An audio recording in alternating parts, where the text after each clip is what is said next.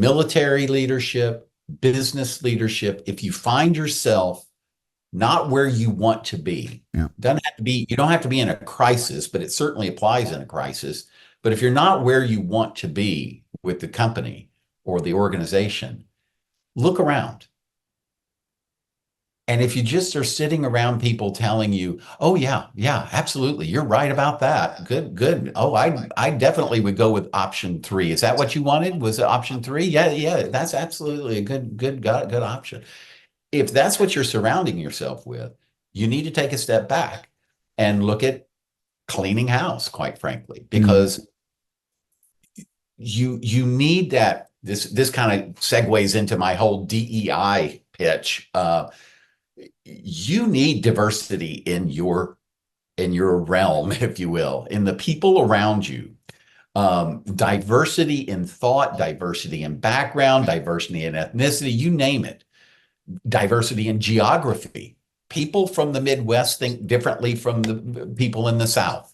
And you need to have that perspective brought to create the best decision making.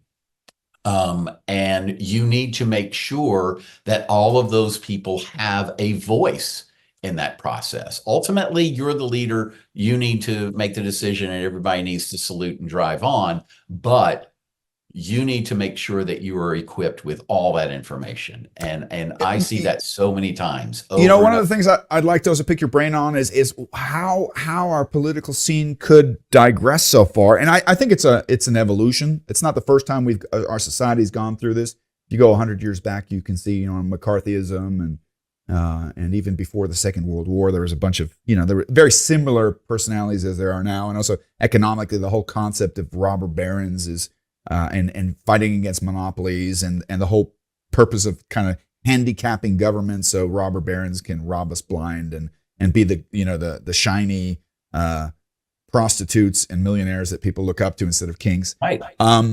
One of the things that you mentioned, and a lot of people will ask me, and I'm going to out myself. I'm not going to beat around the bush here. I could and would never vote for Donald Trump. And it's not because he's a Republican. It's because he is devoid of any of the qualities, the principal qualities that I would require to trust him as leader. So a lot of people a lot of Europeans will come to me and say, Mark, you're American, tell me how could a whole population vote for him? And I have a lot of friends who voted for him. And I want to be respectful here because I think it's not constructive zeal because they're a bunch of idiots.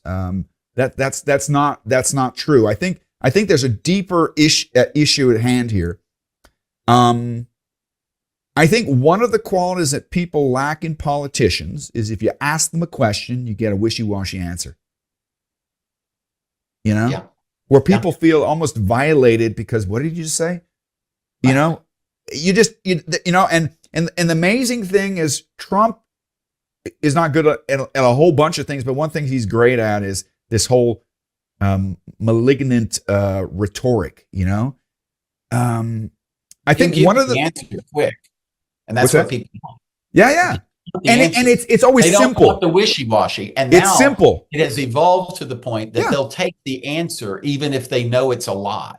Yeah, because they want that king. Yeah. They want that king because they want that. They want certainty.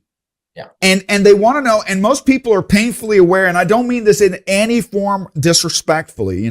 Both you and I are have had the benefit of having, advanced education, but education doesn't mean having education doesn't mean you're that intelligent always. And I know plenty of people who are, working class, who are salt of the earth that I admire deeply, deeply from a character perspective and also from an intellectual capacity.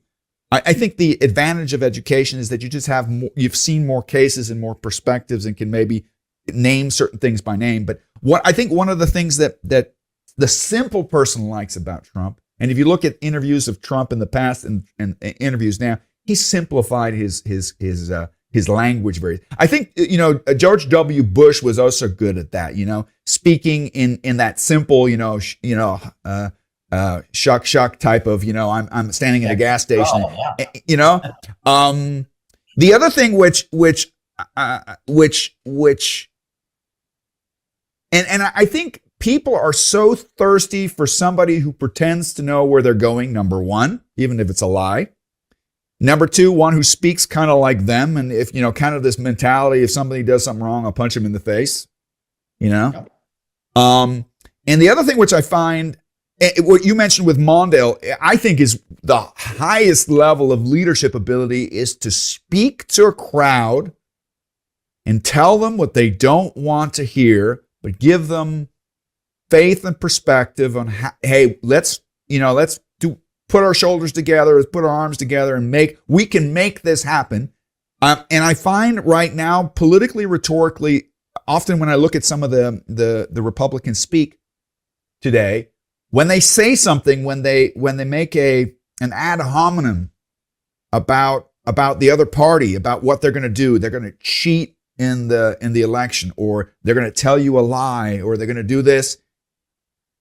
It's really, really easy to say, because what they're basically telling you is they're going to blame the other party for what they intend to do, but you've already painted that fence. So the Russian nuclear threat from Ukraine. Yeah. Ukraine's going to use nukes, or they're going to do something bad. Yeah, that's because you're about to do something bad. Yeah. Right. Yeah. We got it.